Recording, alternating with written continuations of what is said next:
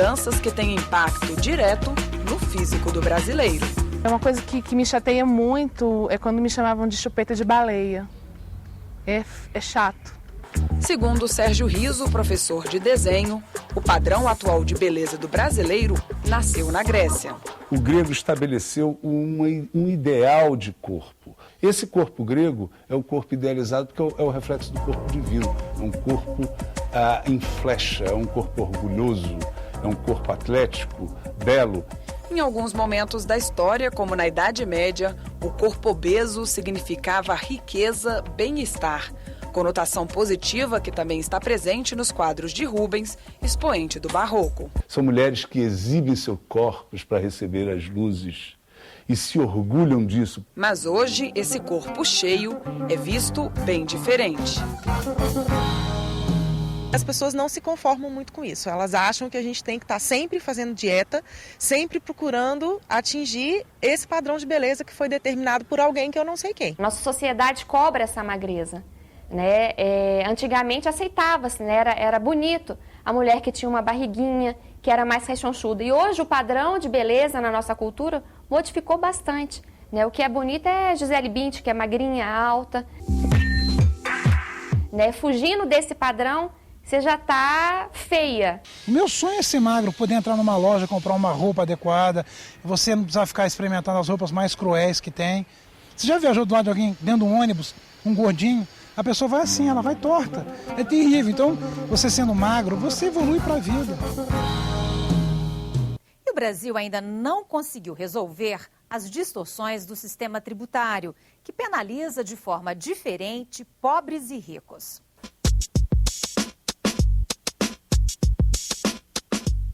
Este placar revela números que não param de crescer. O impostômetro tenta chamar a atenção daqueles que pagam a conta de tudo que o Estado gasta, os contribuintes. Segundo o Instituto Brasileiro de Planejamento Tributário, a arrecadação de impostos no Brasil atingiu 1 trilhão e 300 bilhões de reais no ano passado. Quase a metade teve origem naqueles impostos que toda pessoa paga quando compra qualquer produto ou contrata um serviço. Você pode escolher, analisar os preços, pedir descontos, mas ao consumir, nunca vai deixar de pagar impostos.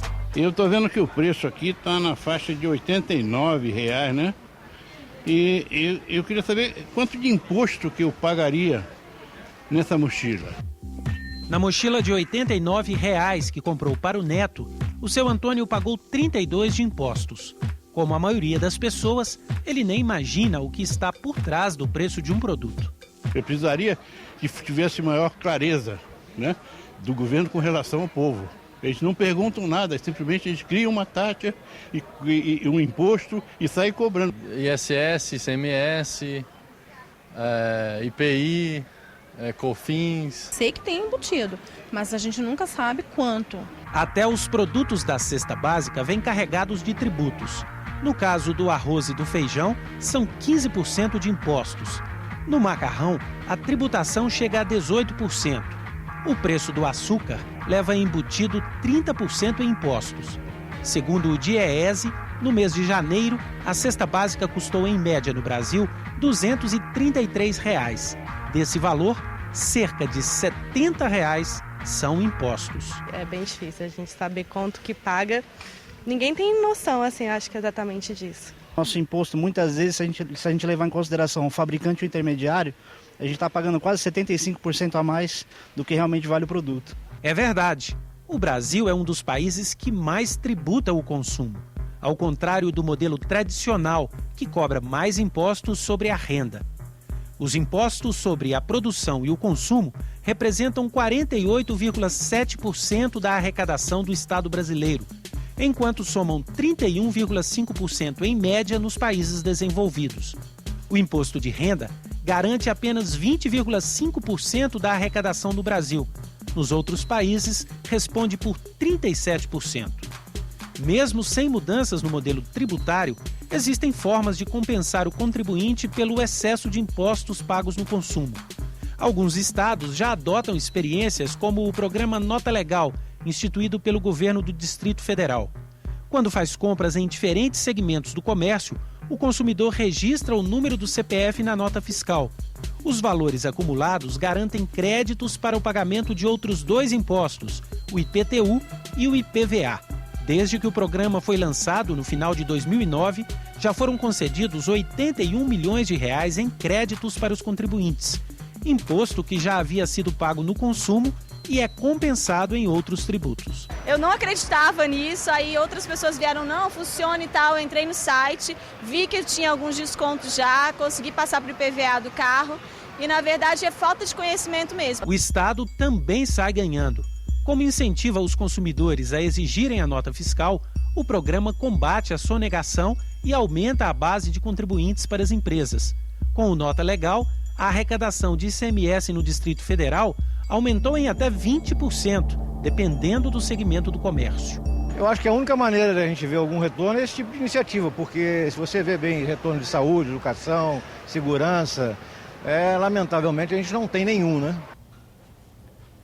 Feijão, arroz, macarrão. Na hora de tributar os produtos básicos, o Estado não se preocupa com a classe social dos consumidores. Pobres e ricos pagam os mesmos impostos para encher o carrinho no supermercado. Isso cria uma distorção no modelo tributário. As pessoas mais pobres comprometem uma parcela maior da renda para pagar impostos. A empregada doméstica Gracinete da Silva vive sozinha com a filha em uma casa modesta. Ela recebe pouco mais de um salário mínimo por mês. De acordo com um estudo do Instituto de Pesquisa Econômica Aplicada, o IPEA, nessa faixa de renda, Gracinete gasta 53,9% de tudo que recebe em impostos. Tem que trabalhar 197 dias por ano apenas para pagar tributos. Acho que muito caro, porque o imposto não vem nem para mim, vai mais para o governo, né? Você vê esse retorno? Você acha que isso é percebido por você? Não, nunca vi retorno, não. Aqui mesmo falta policiamento, um hospital público, né, que não tem, né? Faltam muitas coisas, segurança. A servidora pública Odúlia Capello está em uma situação menos dramática. Ela vive com os filhos em um apartamento de classe média e tem uma renda mensal superior a 10 salários mínimos. A servidora pública trabalha 123 dias por ano para pagar os impostos, que consomem 33,7% da renda. O imposto, assim, para mim, que sou servidora pública, acontece de uma maneira mais brutal uma vez por ano, né? Que é quando a gente tem que declarar o que ganhou no ano anterior e fazer o ajuste de tudo que é descontado, tem que ser pago. Agora, a pessoa de classe média, ela consegue nesse ajuste acabar levando vantagem a algumas coisas que aquele mais pobre não leva, né? Sim, porque nós podemos descontar o que nós gastamos em educação, em saúde.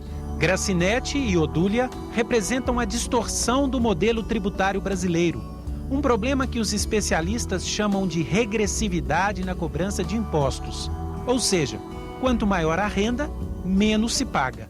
O grosso da tributação de países desenvolvidos vem da tributação sobre a renda, que é mais difícil de tributar, por isso muitas vezes os nossos órgãos de arrecadação preferem os impostos sobre consumo, é mais fácil fiscalizar a empresa do que as pessoas, mas que gera esse tipo de distorção, não só sobre a distribuição, como sobre a própria produção, como o caso clássico das contribuições, que acabam afetando toda a cadeia produtiva e gerando distorções muito sérias. A seguir, os efeitos da crise econômica e os riscos da energia nuclear. Assuntos para o próximo bloco.